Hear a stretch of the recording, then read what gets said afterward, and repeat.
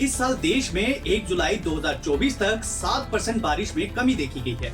सामान्य 172.9 मिलीमीटर की बजाय देश में 161.2 मिलीमीटर की बारिश दर्ज की गई है।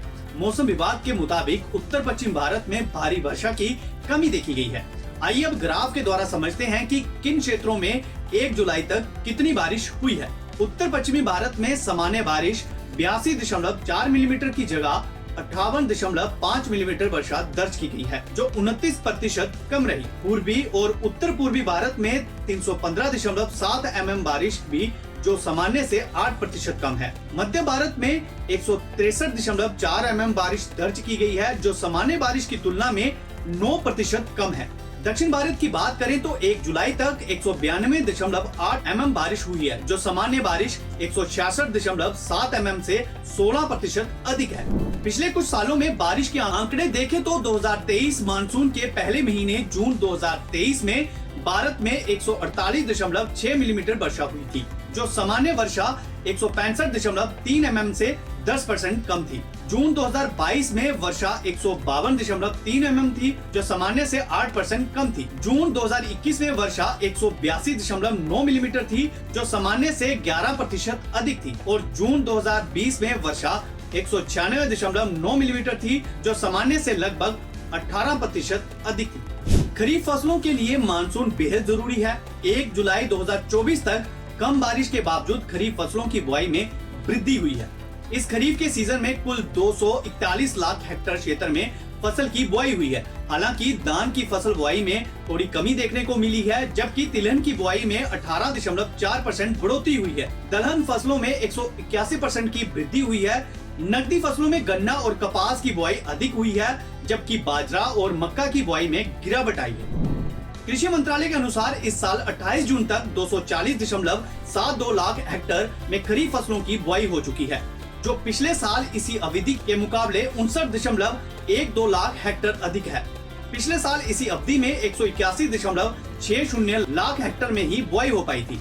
इस साल 28 जून तक 22.54 लाख हेक्टेयर में दलहन फसलों की बुआई हो चुकी है, जबकि पिछले साल इसी अवधि में 8.02 लाख हेक्टेयर में ही बुआई हुई थी। इस साल दलहन का क्षेत्र 14.52 लाख हेक्टेयर बढ़ा है, जिसमें सबसे ज्यादा 12.19 लाख हेक्टेयर की वृद्धि अरहर में हुई है। खरीफ सीजन के दौरान लगभग 136 लाख हेक्टेयर में दलहन फसलों की बुआई होती है। कृषि मंत्रालय के अनुसार इस साल 28 जून तक तिलहन फसलों की बुआई 42.93 लाख हेक्टेयर में हुई है, जो पिछले साल के 16.81 लाख हेक्टेयर से 26.12 लाख हेक्टेयर अधिक है। सोयाबीन की बुआई में भारी वृद्धि हुई है, जो इस साल 33.66 लाख हेक्टेयर में बुआई हो गई है, जबकि पिछले साल केवल 1.63 लाख हेक्टेयर में ही हुई थी। दूसरी ओर मूंगफली की 8.19 लाख हेक्टेयर में बुआई हुई है, जो पिछले साल के 14.56 लाख हेक्टेयर से 6.37 लाख हेक्टेयर कम है। खरीफ सीजन में लगभग 190 लाख हेक्टेयर में तिलहन फसलें बोई जाती हैं। कृषि मंत्रालय के अनुसार 2018-19 से 2022-23 के सीजन के दौरान 51.15 लाख हेक्टेयर में गन्ना बोया गया था। इस साल 28 जून तक उससे कहीं अधिक 56.88 लाख हेक्टेयर में बुआई हो चुकी है। पिछले साल यानी 2023 में इस अवधि तक 55.45 लाख हेक्टेयर में गन्ना बोया गया था। इस साल कॉटन की खेती के एरिया में भी भारी उछाल देखने को मिल रहा है। मंत्रालय के अनुसार 28 जून तक 59.13 लाख हेक्टेयर में कॉटन को बोया जा चुका है, जो पिछले वर्ष से 22.82 लाख हेक्टेयर अधिक है। साल 2023 में इस अवधि तक मात्र 36.30 लाख हेक्टेयर में ही कॉटन की बुआई हुई थी। देश में 129.34 लाख हेक्टेयर में कॉटन की बुआई होती है। आइए अब धान का हाल जान लेते हैं। प्रमुख खरीफ फसल धान की बुआई इस साल 28 जून तक लगभग 22.73 लाख हेक्टेयर में हुई है, जो पिछले साल के लगभग बराबर है। वर्ष 2023 में 22.77 लाख हेक्टेयर में धान बोया गया था। अब मानसून आने के साथ ही अगले सप्ताह तक इसकी रोपाई और बुआई के आंकड़ों में तेजी से वृद्धि दिखाई देने की संभावना है।